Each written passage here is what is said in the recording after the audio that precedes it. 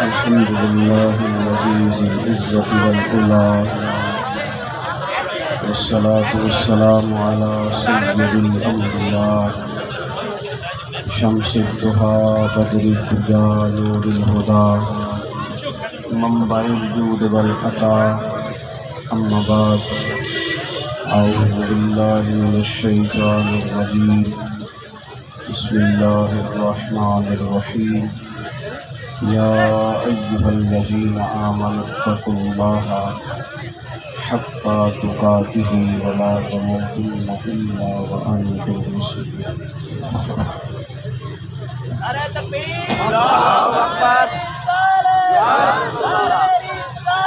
صدق الله العظيم وصدق رسوله النبي الكريم الأمين، ونحن على ذلك لمن الشاهدين والشاكرين، والحمد لله رب العالمين.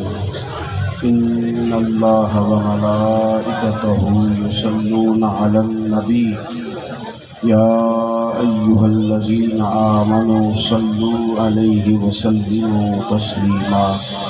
الصلاة والسلام عليك يا سيدي وعلى آلك وأصحابك يا حبيب الله. سارے حضرات درود شریف پڑھیے، سارے حضرات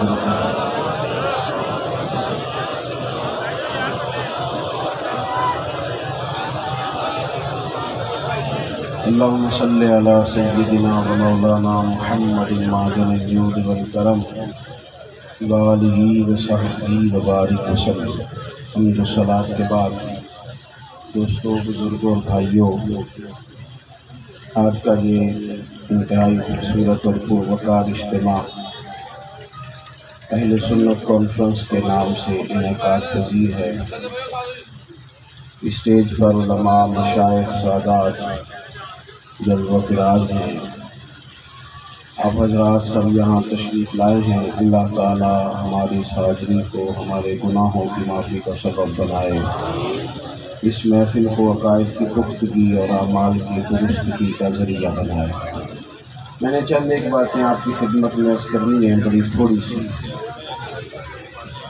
لیکن میری خواہش یہ ہے کہ میں جو بات عرض کروں آپ اس کو توجہ کے ساتھ سماعت کریں. انسان اپنی زندگی میں جو زندہ رہتا ہے وہ نظریے کی بنیاد پر زندہ رہتا ہے.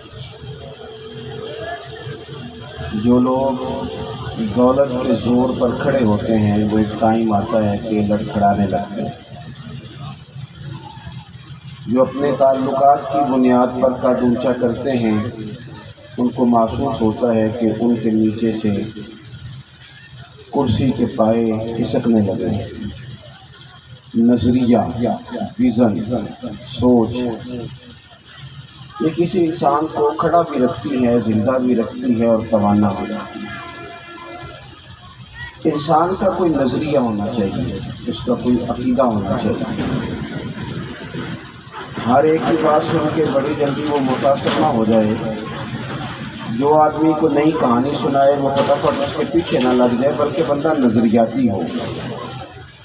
ہمارے ہاں ہمارے دیہاتوں میں وہ بندہ کسی کام کا نہیں ہوتا تھا. لوگ کہتے تھے یار یہ تو بیچارہ اس طرح کا ہے کہ جن نے لایا گلی.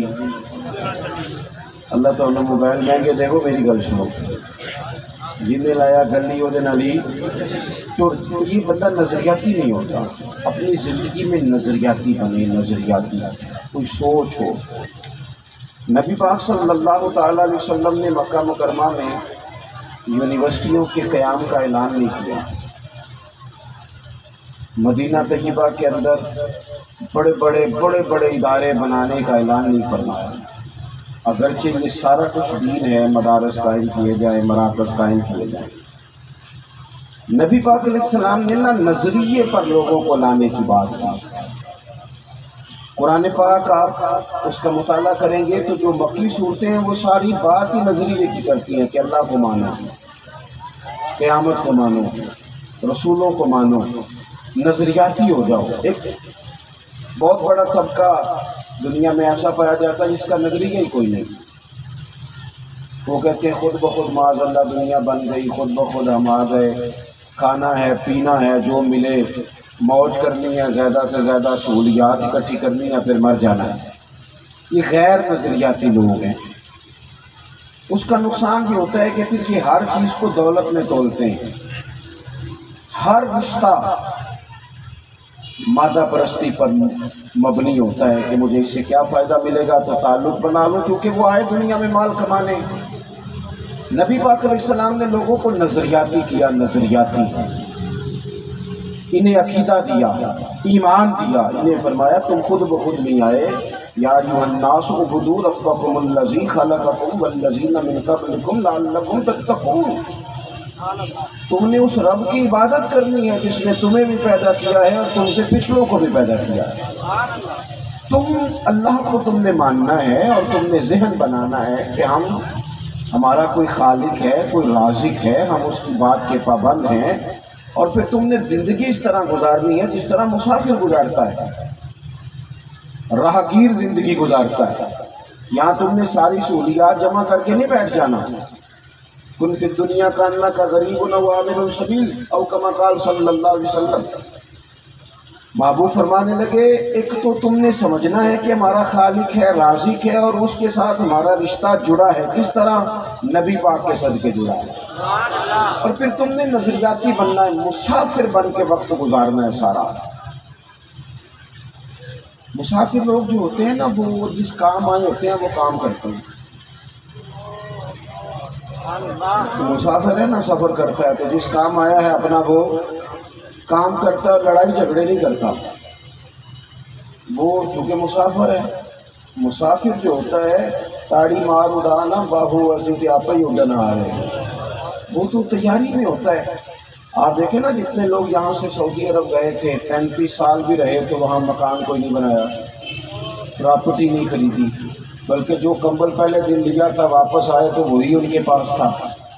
کیوں؟ ان کو پتا تھا ہمارا تو گھر جو ہے وہ پاکستان میں ہے، یہاں کیوں اتنے خرچے کریں۔ حضرت عمر نے بھی کوئی مکان نہیں بنایا، وہی تھا جو چلا آ رہا تھا، کوئی نئی پراپرٹی نہیں بنائی۔ کیوں نہیں بنائی؟ اس لیے کہ نبی پاک علیہ السلام نے معراج سے واپس تشریف لا کے فرمایا تھا عمر تیرا مکان میں جنت میں دیکھا ہے، دروازے پر حور بھی بیٹھی ہوئی۔ ان کو پتا تھا وہاں بن گیا ہے، یہاں نیا بنانے کی کیا حاجت ہے۔ نظریاتی جب آپ ہو جائیں گے نا، اللہ کرے آپ میری بات کو سمجھیں، ہماری زندگی ایک مشین بنتی جا رہی ہے۔ پیسے کماؤ، صبح سے شام تک اتنی باتیں کرو، اتنے فون سنو، اتنے لین دین کرو کہ بندہ شام کو خود نہیں اسے پتہ چلتا کہ بھلا میں نے سویرے کیا کہا تھا۔ کچھ لوگ کو جو زیادہ سیاسی سماجی ہیں نا، ان بیچاروں کی زندگی اس طرح کی ہو گئی ہے کہ ان سے آپ ایسے سوال پوچھیں نا کہ صبح ناشتہ کیا کیا تھا، وہ یاد نہیں ہوتا، وہ حال اتنا برا ہو جاتا ہے۔ یہ الیکشن چل رہے تھے، تفریح طبع کے لیے ایک بات عرض کرتا ہوں، الیکشن چل رہے تھے تو میرے بھی ایک کزن تھے، انہوں نے بھی الیکشن میں حصہ لیا ہوا تھا، تو ان کا بیٹا مجھے کہنے لگا ماموں پتہ ہے میرے والد کی حالت کیا ہو گئی ہے؟ میں نے کہا کیوں؟ لیکن ایک ہے خلوص سے کسی کو سلام کرنا ثواب کی نیت سے، اور ایک اس لیے ثواب کرنا کہ یہ ناراض نہ ہو جائے اور میرا ووٹ نہ خراب ہو جائے۔ دونوں باتوں میں فرق ہے، ان میں فرق ہے۔ وہ کہنے لگے میرے ابا کا تو یہ حال ہو گیا ہے کہ رات ہم اندھیرے میں آ رہے تھے تو یہ تو سامنے نا کھمبا تھا تو کھمبے کو بھی سلوک کر رہے تھے، تو میں نے ان کو کہا ابا جی یہ کھمبا ہے، آپ کو غلطی لگ گئی، یہ انسان نہیں کھڑا۔ کیوں؟ ذہن بن گیا نا آج کل الیکشن کے دن ہے تو سارے جنازے پڑھ گئے، سارے سلوٹ کر لیں، سب جگہ جائے۔ یہ نظریاتی نہیں لوگ، یہ وقتی ہے۔ لوگ کہتے ہیں جناب فلانا بندہ جو ہے وہ عہدہ ملنے سے پہلے ٹھیک تھا، اب اس کی حالت خراب ہو گئی، تو میں کہتا ہوں نہیں، وہ پہلے بدلا ہوا تھا، اب اپنی اصل حالت پہ آ رہا ہے۔ عہدہ چاہیے تھا تو ذرا بدل گیا تھا، اب تو اس نے اپنا روپ دکھانا شروع۔ زندگی میں نظریاتی ہو جائیں، نظریاتی۔ یہ جو عقیدہ ہے اہل سنت ہے، یہ نظریہ ہے، یعنی یہ ایک نظریہ ہے۔ ہم امت وسط ہیں۔ کسی بھی جگہ جب کچھ لوگ آتے ہیں تو وہ افراط و تفرید کا شکار ہو جاتے ہیں، کچھ زیادہ آگے بڑھ جاتے ہیں، کچھ زیادہ پیچھے رہ جاتے ہیں۔ اہل سنت کا منہج یہ ہے کہ ہم اعتدال والے لوگ ہیں۔ کیا مطلب اعتدال والے ہیں؟ نہ جبریہ ہیں، نہ قدریہ ہیں، نہ کچھ اور ہیں، ہم اہل سنت ہیں۔ معنی کیا ہے کہ ہم اللہ کی الف سے لے کر ولی کی یہ تک، ان سب کو بھی ماننے والے ہیں، اور حضرت ابو بکر صدیق کے الف سے لے کر مولا علی کی یہ تک، ان سب کو بھی ماننے والے ہیں۔ خدا نے ہمارے دامن میں کل صحابہ کی محبت رکھی ہے، یہ بہت بڑی بات ہے، اللہ کرے آپ کو سمجھ آئے۔ الجھے ہوئے لوگ، بکھری ہوئی باتیں، ٹوٹے ہوئے جذبات، ایک صحابی پر جب کوئی بندہ معاذ اللہ تعالیٰ تبصرہ شروع کرتا ہے نا تاریخی حوالوں سے، تو پھر وہ ایک تک نہیں رہتا، وہ خدا جانے کہاں کہاں تک جاتا ہے۔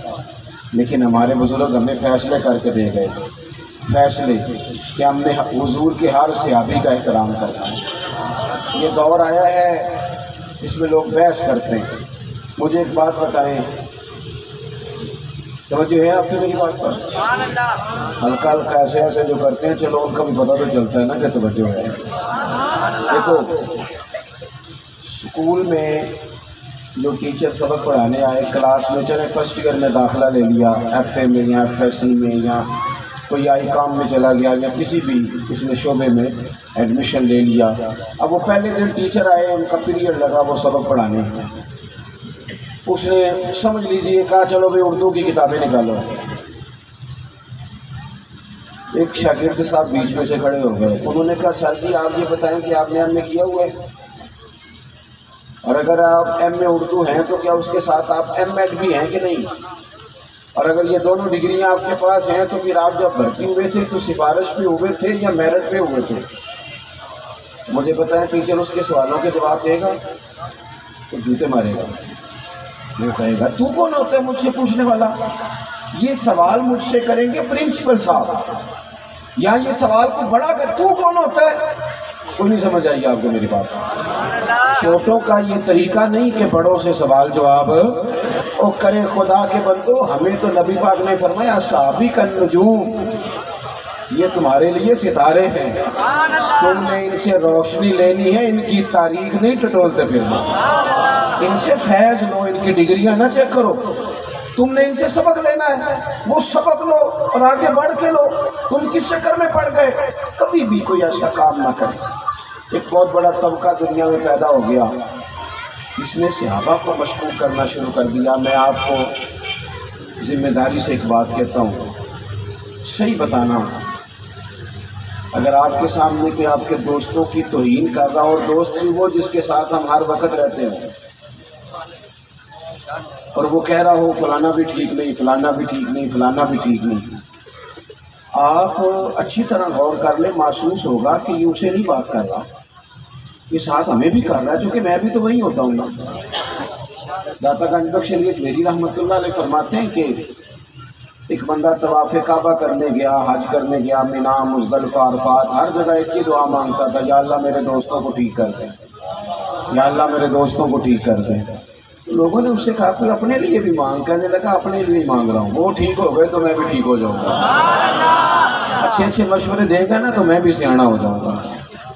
نبی پاک علیہ السلام نے فرمایا انسان اپنے دوستوں کے مذہب پہ ہوتا ہے، وہ پہچانا جاتا ہے کہ ان کے ساتھ اٹھتا بیٹھتا ہے۔ آپ بات کو سمجھیں، اسلام کے سب سے اولین جو لوگ ہیں وہ حضور کے صحابہ ہیں، جنہوں نے سب سے پہلے حضور سے دین لیا۔ آپ اچھی طرح بات سمجھتے ہوں گے، کوئی بھی عالم آپ کو حدیث سنائے تو وہ ڈائریکٹ یہ نہیں کہتا حضور نے فرمایا، وہ کہتا ہے حضرت ابو ہریرہ فرماتے ہیں، حضرت ابو سعید خدری فرماتے ہیں، حضرت ابو موسیٰ اشعری فرماتے ہیں، حضرت انس بن مالک فرماتے ہیں۔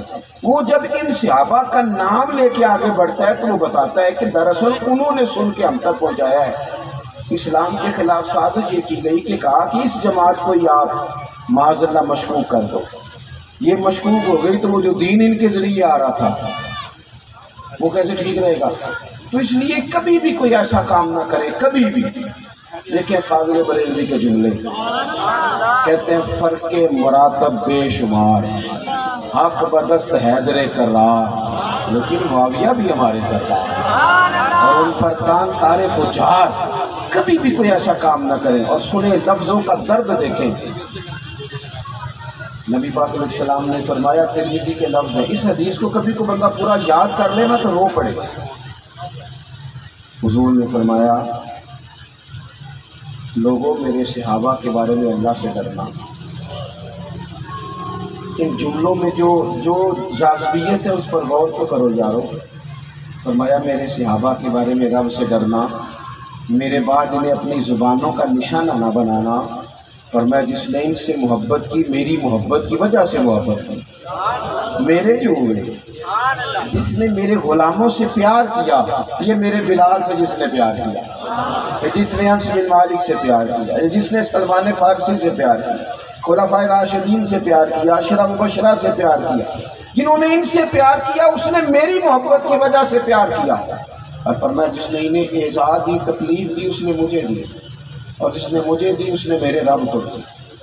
اور جس کو جو اللہ کو اعزاز دے گا رب اسے جلد گرفتار کرے گا. کبھی بھی ان بحثوں میں نہ. ویسے بھی میرا سوال یہ ہے کہ دین دنیا میں بحث کرنے آئے ہیں، ساری زندگی بحث ہی کرنی ہے. عمل کرنے والے عمل کر کے چلے بھی کہ یہاں ابھی بحث ہو رہی ہے، فلانا کام کرنا چاہیے کہ نہیں کرنا چاہیے. اور یار چھوڑ، بڑی بحثیں ہو گئی، اب کر کے دکھا. اب کچھ کریں بھی، ساری زندگی کیا اب ہاس ہی کرنی ہے. اور جہاں تک تعلق اہل بیت نبوت کا ہے، ذرا سوچ کے، ذرا دل پہ ہاتھ رکھ کے، یہ حضور کا خاندان ہے، یہ خاندان رسالت ہے. خبردار کبھی دل میں کوئی ایسا وسوسہ نہ آئے.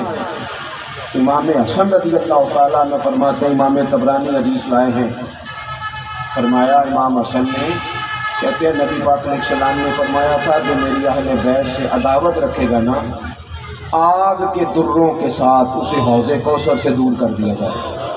آگ کے دروں کے، تیری نسل پاک میں ہے بچہ بچہ نور کا، تو ہے عین نور تیرا سب کا.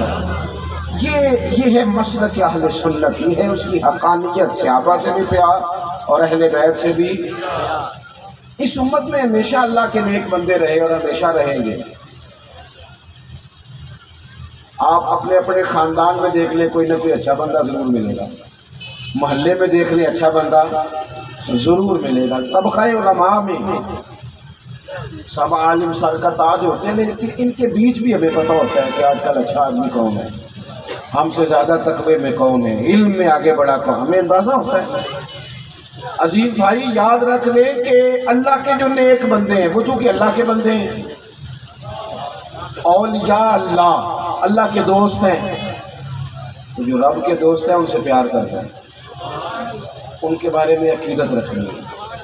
اور دو جرم ہیں قرآن و سنت میں، دو جن کے بارے میں رب فرماتے ہیں اگر تم نے کیے تو میں تمہارے خلاف اعلان جنگ کروں گا. ایک فرمایا اگر سود نہ چھوڑا تو میرا جنگ ہے، اعلان جنگ ہے. اور ایک صحیح حدیث میں حضور فرماتے ہیں کہ رب کہتا ہے جس نے میرے ولی سے دشمنی کی، میرا اس کے خلاف اعلان جنگ ہے. خبردار بدگمانیوں پہ زندگی نہ گزاریں، ہر وقت بری سوچوں کو اپنے قریب نہ آنے دیں. وسوسوں کے غلبے ٹھیک نہیں ہوتے. اللہ کے بندوں کے بارے میں اچھا گمان، اچھی رائے، اچھا ذوق پیدا کریں. آپ کا مزاج اگر لوگوں کے بارے میں اچھا ہوگا نا، گمان اچھا ہوگا، تو آپ محسوس کریں گے کہ رب کی مخلوق بڑی پیاری ہے، نبی پاک کی امت بڑی پیاری ہے. اور اگر گمان برے ہو جائیں گے تو پھر ڈاکٹر بھی برے ہیں، پھر تو جناب وابدہ والے بھی لٹیرے ہیں، پھر تو جناب پولیس والے تو آئی دنیا میں مارنے ہیں، اور پھر تو جناب اللہ خیر کرے سیاستدان تو سارے غلط ہوئے. اور مولویوں اور پیروں کے بارے میں جو ہمارا حال ہے وہ پہلے ہی ہمیں پتہ ہے. تو میرے عزیز یاد رکھیں گے اچھا گمان، اچھی رائے. بدگمانیاں اللہ والوں کے بارے میں بھی ہم برا سوچیں گے، ان لوگوں کے بارے میں اچھا گمان. دیکھو پھر اس سے تھوڑا آگے بڑھیں گے تو عقیدے اور نظریے ہمیشہ پختہ، سوچیں ہمیشہ پختہ، یعنی کچی پکی باتیں نہیں، پختہ سوچا. یہ جو ہمارے پرانے لوگ ہوتے تھے نا دیہاتوں میں، یہ پکے ہوتے تھے. یہ کچھ لوگ نا ریسرچ کے نام پر بیچارے پریشان ہو گئے، عجیب و غریب باتیں کرنے لگ گئے. آپ ریسرچ ضرور کریں، تحقیق ضرور کریں، پر تقریب تو نہ کریں.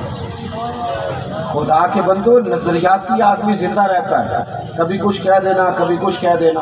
اللہ کا قرآن کہتا ہے وَلَا تَمُوتُنَّ إِلَّا وَأَنْتُم مُسْلِمُونَ، مرتے دم تک مسلمان ہی رہنا، آخر دم تک تمہاری سوچیں مسلمانوں جیسے ہو.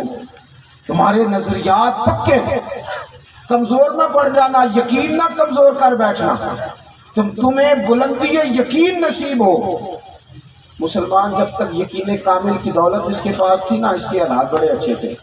میں نے باتیں زیادہ نہیں کرنی، ایک تو وقت کے دامن میں گنجائش، اور پھر مجھے ذرا آگے بھی بڑھنا ہے۔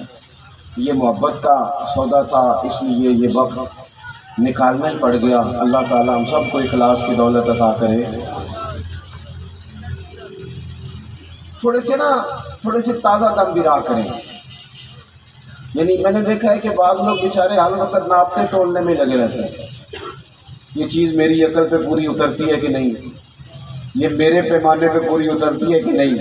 2-4 دن پہلے میرے بھی ایک دوست ہیں، ان کو بھی نیا شوق ہو گیا عقل پہ بوجھ ڈالنے کا، اور بیچارے کا جتنا دماغ ہے، وہ میرا بے تکلف دوست ہے، مجھے پتہ ہی ہے کتنا ہے۔ تو مجھے کہنے لگے فلانی بات میری سمجھ میں نہیں آ رہی۔ تو میں نے کہا آپ اتنے مختصر سے دماغ پہ اتنا وزن ڈالتے کیوں آپ پریشان ہوتے ہیں؟ جو لیول کی بات ہے، جو سمجھ میں آتی ہے اس پر رہنا، جو نہیں آتی اس کو بس سمجھنے کی ضرورت ہے۔ میری بات کی سمجھ آ رہی ہے؟ ادھر دیکھیں جی، موبائل چھوڑ کے جو لوگ جہاز میں بیٹھے ہیں، سفر کیا، ان کی سمجھ میں آ گیا یہ کیسے اٹھتا ہے؟ اللہ ہی بہتر جانتا ہے کہ اللہ نے کس طرح لوگوں کا دماغ بنایا۔ یہ موبائل میں اب تو کیونکہ یوز زیادہ کرتے ہیں نا، ویسے کبھی آپ عقل لڑائیں تو صحیح غور تو کریں کہ صحیح میں نے سمجھنا ہے کہ یہ کس طرح آواز جاتی ہے جاننا سے، مثلاً کیسے بندہ نظر ہے جی، کبھی سوچا آپ نے؟ بس ٹھیک ہے، آ گیا ہمارے پاس، لیکن عقل دوڑائیں گے تو وہی لوگ بہتر جانتے ہیں جنہوں نے اس پہ ریسرچ کی۔ ہر بندہ ہر جگہ ٹانگ اڑائے گا تو ٹانگ ٹوٹنے کا خطرہ ہے، پریشان ہو جائے گا۔ اس لیے دینی معاملات کے اندر بھی بہت زیادہ وہ لوگ مداخلت نہ کریں جو پوری طور پر اس کو سمجھنے والے نہیں ہیں، ورنہ پریشانی ہوگی، آزمائش ہوگی۔ یہ واقعہ معراج میں بڑے لوگ پریشان ہوتے ہیں۔ پہلے نا بڑے اعتراض ہوتے تھے اس بات پہ کہ حضرت سلیمان کا تخت کیسے اڑ گیا تھا جی ہوا میں، اتنا بڑا تخت وزنی، اور جناب اس پر بندے بھی بیٹھے ہیں تو ہوا میں کیسے اڑتا تھا۔ جب سے جہاز اڑنے لگے یہ سوال لوگوں نے چھوڑ دیا۔ پھر ایک سوال پرانے زمانے میں بڑا ہوتا تھا کہ وہ جو سورۃ الفیل میں ہے کہ ابابیلوں نے ہاتھی مار دیے کنکروں کے ساتھ، تو اتنا سا کنکر اور اتنا بڑا ہاتھی کیسے مار سکتا ہے؟ کہ بڑی پریشانی تھی لوگوں کو، اور بڑے سوال اٹھتے تھے، ہمارے بزرگ جواب دیتے تھے۔ پھر نا بندوق کی گولی ایجاد ہو گئی، پھر کہنے لگے نہیں، دور سے لگے، پریشر سے لگے تو ہاتھی ماری جاتا ہے۔ اب لوگوں کو نا معراج کی بڑی پریشانی ہے، حضور کیسے گئے تھے، کیسے آئے تھے، وہ ابر دخل کیے تھے، عقل دائے جانے جان والا یا لے جان والا، بڑی پریشانی ہے۔ اور جو ذوق والے نا، ذوق والے، ان کو تو مزہ آتا ہے، حضور کی ہر شان سن کے مزہ ہی آتا ہے، ہر عظمت سن کے مزہ۔ میں طالب علمی کا میرا زمانہ تھا تو ایک مولانا خطاب کر رہے تھے، تو ایک بندہ بیچارہ ساتھ بیٹھا تھا، وہ میلاد شریف کی باتیں بیان ہو رہی تھی، تو بار بار کہتے ایک میں ہو سکتا ہے، ایک میں ہو سکتا ہے، بار بار نہ کو نہیں مارتے۔ میں یار تم چپ کر، تینوں نہیں سواد آ رہا تے سانو تے آ رہا ہے۔ تھوڑے دن پہلے کی بات ہے، میں ایک محفل میں بیٹھا تھا، ایک نعت خواں نے بڑا خوبصورت شعر کہا، عمدہ نعت پڑھی مرحوم اعظم چشتی کی کہ تیری نسبت میں سوارا میرا انداز حیا، میں اگر تیرا نہ ہوتا تو سگے دنیا ہو۔ تو ایسے لگا جیسے ہماری بات کر رہا ہے۔ تو ذرا اسٹیج پہ بیٹھے لوگوں کی آنکھیں بھی بھار آئیں، تو میزبان بھی میرے ساتھ بیٹھے تھے، میں نے انہیں کہا کمال کر دی ابھی آج اس نے۔ تو کہنے لگے انہیں 40,000 لے آ گئے۔ میں کہا کیوں دیتا سی تو پہلا؟ بولے آپ کے علاقے میں بھی تو ناچ کا ہے نا، وہ آ جاتے ہیں، ان سے پڑھوا لیں گے۔ تو میں نے کہا اگر لے لیا ہے تو یار اب نعت سنی جا رہی ہے تو مزہ تو لینے دے، پریشان تو نہ کھا۔ انہیں سارا موڈ خراب کر دیا، اور پھر میں نے کہا اگر اب تو سنے نا میرے سے جواب، تو جتنا اس کی لفظوں سے سکون آیا نا، میرا خیال ہے 40 نہیں اس کا 80 بنتا ہے۔ کبھی ذوق بھی تو لینا، ساری زندگی الجھ گئی، بڑی معذرت کے ساتھ ہر وقت سغرے کبرے میں نہیں الجھنا چاہیے۔ لیکن نا فاضل بریلوی فتویٰ بھی تگڑا لکھتے تھے پر نعت بھی کمال ہی لکھتے تھے۔ اعتدال میں رہے، یہی ہمارا عقیدہ ہے۔ کچھ لوگ زیادہ ادھر نکل جاتے ہیں۔ بات تجھے ختم کرنی ہے، معراج بڑا شانوں والا واقعہ ہے، بڑا شانوں والا۔ 18,000 سال کا سفر صوفیاء کہتے ہیں، اور نبی پاک جب گئے تو حضور فرماتے ہیں بستر میں جس طرح گرم چھوڑ کے گیا تھا واپس آیا تو ویسے ہی گرم تھا. یہ گرم بستر کا پتہ کیا ہوتا ہے؟ نکاح نہیں آتی تھا نکاح. پھر رضائی میری ہوں سمجھ لگے جی نا. میں نے ایک جگہ پہ بیان کیا تو کہنے لگی کہ بڑی دیر کا سن رہے تھے آج سمجھ آئی تھوڑی گل. بستر میں بندہ لیٹتا ہے تو نکاح ہو جاتا ہے نا یار. سردیوں میں تھوڑی دیر باہر رہے تو پھر ٹھنڈا ہو جاتا ہے. تو محبوب فرماتے ہیں میں واپس آیا اتنا سفر کر کے تو بستر ابھی بھی نکاح ہی تھا. اور دروازہ آپ کھولتے ہیں تو پرانے زمانے میں نا لوہے کی کنڈی ہوتی تھی لکڑی کے دروازے کے ساتھ. اسے جب بند کر دیں تو تھوڑی دیر وہ ہلتی رہتی ہے. تو محبوب فرماتے ہیں میں اتنا سفر طے کر کے آیا کنڈی ابھی بھی ہل رہی تھی. وضو کرتے وقت جب بندہ پانی زمین پہ کچی زمین پہ گراتا ہے نا تو وہ تھوڑی دیر چلتا ہے پھر پانی میں زمین میں سما جاتا ہے. لیکن جب محبوب واپس آئے تو پانی ابھی بھی چل رہا تھا وضو کا. اتنا سفر. اس کا جواب اعلیٰ حضرت نے تو یہ دیا ہے کہ جان ہے وہ جان اور جان ہے تو جہان ہے. حضور گئے تو دنیا رک گئی, واپس آئے تو شروع ہوئی. لیکن اب اتنا مشکل سفر ہے تو نبی پاک علیہ السلام نے فرمایا کہ یہ بڑی مشکل بات ہے کہ رات کے تھوڑے سے حصے میں اتنا بڑا سفر ہو جائے. تو محبوب نے بڑی محبت سے پوچھا حضرت جبریل سے. محبوب کریم نے فرمایا کہ اے جبریل یہ بتائیے اسے مانے گا کون؟ یعنی عقل مندوں سے تو دنیا بھری ہوئی ہے نا, ہر بندہ ہی سیانا ہے, ہر بندہ تو مانے گا کون اسے؟ تو وہیں اسی موقع پر حضرت جبریل بولے, عرض کرنے لگے یا رسول اللہ کوئی مانے نہ مانے ابو بکر صدیق تو مانے گا. ابو بکر صدیق تو مانے. میں نے رات دوستوں کو ایک بات بتائی, بس ایسے ہی خیال میں آ گئی. میں نے کہا دیکھو معراج کی رات ہاتھ پکڑ کے نبی کریم کا مصلی پہ حضرت جبریل نے کھڑا کیا. تو سارے انبیاء وہ تو پہلے ہی راضی تھے, سب نے ہاتھ باندھ کے پیچھے نماز پڑھی. تو آج تک کسی کو اس بات پر کوئی اعتراض نہیں ہے. حضرت جبریل اگر حضور کا دست پاک اللہ کے حکم سے تھما کے مصلی پہ کھڑا کریں تو اعتراض نہیں, اور اگر حضور حضرت صدیق اکبر کو مصلی پہ کھڑا کریں پھر کاہے کا اعتراض ہے بھائی؟ جب حضور کہیں کہ ابو بکر کو حکم دو کہ لوگوں کو نماز پڑھائیں پھر بھی اعتراض کوئی نہیں. اب بات ختم کرتے ہیں. یہ جو واقعہ معراج ہے نا یہ بتاتا ہے کہ اللہ تعالیٰ نے ہر چیز حضور کے قدموں میں رکھ دی. اب امت کے جوانوں کو اس سے سبق لینا ہے. انہوں نے تسخیر کرنا ہے, دنیا کو مسخر کرنا ہے, آگے بڑھنا ہے. پوری دنیا کے اندر انہوں نے انقلاب برپا کرنا ہے, جدوجہد کرنی, آگے بڑھنا ہے. ہم نا دوسروں کی ایجادات پہ گزارا کر رہے ہیں. فلانے نے یہ چیز بنا دی, ہم نے استعمال کرنی شروع کر دی. ملت کے جوانوں آگے بڑھو, ہمت کرو. ساری کائنات معراج کی رات حضور کے قدموں کے نیچے رکھ دی رب کریم نے, اور ہمیں سبق دیا کہ دیکھ لو ہر چیز تسخیر کی جا سکتی ہے تمہارے لیے. تمہارے رب نے مسخر کر دیا سارا کچھ. ہم نہ کام نہیں کرتے, سست بنے. زندگی میں زیادہ ناکامیوں کی وجہ ہماری مجبوریاں نہیں, ہماری سستیاں ہیں. پر لیٹے ہوئے موبائل لیتے, مفت کے تبصرے, کام کرنے والے کام کر رہے ہیں. میں بڑی گزارش کروں گا دینی طلباء کے ساتھ بھی وقت نہ ضائع کریں. ابھی وجود میں طاقت ہے, پتہ نہیں یہ کب بیمار ہو جائے. ابھی یہ آنکھیں دیکھتی ہیں, خدا جانے کل کیا ہو. کچھ کریں, ہمت کریں. اور عام آدمی بھی یاد رکھے وقت نہ دوستوں ضائع کرو. یہ جو آج دن گزر گیا یہ ساری زندگی دوبارہ نہیں آئے. ہم نہ بڑا وقت ضائع, ہماری پتہ نہیں ترجیحات کیا ہیں. کیا ہو جائے گا آپ کی فوٹو 2 دن نہیں آئے گی کسی فیس بک پہ, کیا کوئی کھا جائے گا؟ کچھ کام کرو زندگی میں, کچھ انقلاب برپا کرو اور کچھ آسانیاں کرو. وہ عارف رومی نے لکھا ہے کہ ایک جگہ پہ نا ایک جڑی بوٹی تھی اور وہ بڑی بیماریوں کا علاج تھی, لیکن وہ کئی پہاڑ, اس کے اوپر پہاڑ, اس کے اوپر پہاڑ, اس کے اوپر پہاڑ. تو جو بندہ جاتا وہ پہلے پہاڑ سے پھسل جاتا, کوئی لا ہی نہیں سکا. لیکن پتہ تھا, کسی بزرگ نے, بڑے نے بتایا تھا, جو ہو کے آیا تھا کہ وہاں وہ قیمتی جڑی بوٹی ہے. ایک شخص نے کہا میں جاؤں گا. جوان میری بات پر غور کرے. وہ چڑھا تو پھسل گیا پہلے پہاڑ سے, اب اس نے پتہ کیا کیا، کدال لے لیا، تھوڑا لے لیا اور پہاڑ کاٹنا شروع کیا۔ پہلا پہاڑ کاٹ کے سیڑھیاں بنائی، راستہ بنایا، کئی سال لگ گئے ایک آدمی۔ پھر دوسرا پہاڑ کاٹا، کئی سال لگ گئے، پھر تیسرا کاٹا، 4 پہاڑ کاٹ سکا تھا کہ عمر ڈل گئی، موت کا وقت آ گیا۔ اب سیڑھیاں بن گئی تھی تو چوتھے پہاڑ تک لوگ آنے جانے لگے تھے۔ ایک بندے نے کہا تجھے کیا ملا؟ آخری وقت آ گیا، پہنچ تو بھی نہیں سکا۔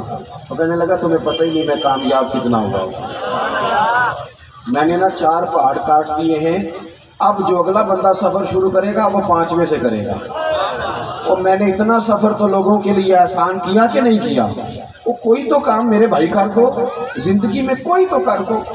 ہمارے ملک کا سب سے بڑا مسئلہ یہ ہے کہ ہماری حکومتیں جو حکومت پیچھے سے کام چھوڑ کے جاتی ہے وہاں سے سٹارٹ نہیں کرتی، بلکہ وہ بیٹھ کے پچھلوں کے کیڑے نکالتی ہیں۔ اس لیے ملک کبھی بھی مسلسل ترقی نہیں کر سکا۔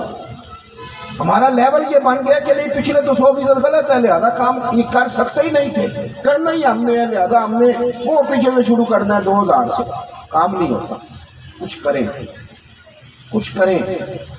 جو بالکل ان پڑھ بندہ ہے وہ بھی بڑا کچھ کر سکتا ہے، بڑا کچھ کر سکتا ہے۔ اپنی صلاحیت اجاگر کریں، پوچھیں اپنے آپ سے کہ بھلا میں کیا کر سکتا ہوں۔ آپ دیکھیں کتنا بڑا انقلاب، یہ جو پرانے مدرسے بنتے تھے یہ علماء نہیں بناتے تھے، یہ تو کوئی نواب بنا جاتا تھا۔ علماء کا تو کہتے تو میں نے بنا دیا، آپ نے پڑھانا ہے۔ کچھ زندگی میں کام کریں، کچھ ایسا کر جائیں کہ ہمارے آنے والی نسل اس سے فائدہ اٹھائے۔ اگر فوٹو میں زندہ رہ کے گزارا کر کے چلے گئے تو پھر کیا بنے گا؟ کہ آج ایک مدرسے کا دستار فضیلت ہے، اور میری خواہش ہے کہ آپ اور بھی زیادہ طلباء کو مدارس میں داخل کرائیں، اور بھی توجہ کرائیں، اور داخل کرا کے بھول نہ جائیں، مدرسوں میں چکر لگائیں، آئیں جائیں، دیکھیں۔ میں نے تو اپنے بزرگوں سے کہا ہے تنظیم والوں کو کہ ہر آدمی کو مدرسہ کھولنے کی اجازت نہ دے، اس کا کرائیٹیریا بنائیں، کھانے کا معیار چیک کریں، اسٹیٹس دیکھیں کہ کیا طلباء کو وہ سارا کچھ مل رہا ہے۔ آپ اور میں اگر اخلاقی طور پر پورے جڑ جائیں دینی اداروں کے ساتھ تو آپ محسوس کریں گے کہ بڑی جلدی انقلاب قریب ہے۔ اللہ تبارک و تعالی ہمیں صحیح عقائد پر قائم رکھے، اور اسی پر اللہ تعالی ہمارا آخری وقت لائے۔ آخر دعوانا الحمدللہ۔ بیٹھے جی بیٹھے۔ پیر صاحب سے محبت کرنے والے ایک میری دلی خواہش